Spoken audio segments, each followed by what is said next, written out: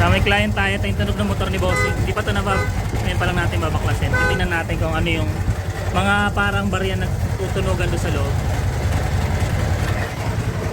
Sniper 150.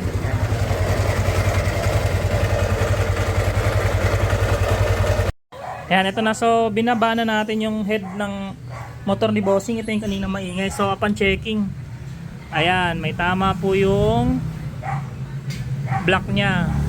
Ayan po, kayod. Ayan, di masyadong kita. Ayan, yun kayod. Tapos itong piston, syempre piston, kayod na rin to. Ayan. Ayan. So upon checking, meron din tayong konting nararamdaman dito sa sigunyal, no. So konektado po kasi talaga yan. Once na magkaroon po ng gantong senaryo, mas check po talaga yung sigunyal or connecting rod. Tapos, so since nag-iisip po si Bossing kung anong gagawin namin dito. So medyo kasi kababa natin to pagka ng connecting rod. And then ayun pala, eto pa. May tama rin yung mga to, yung cam bearing nya.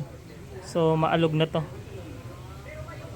Tapos asan ba yung rocker arm na may eto, yung isa rocker arm na bearing nya, ito maalog-alog na rin to.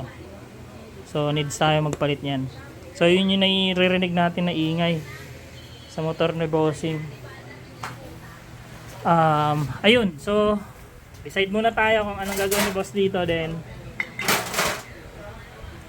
ayusin din natin to.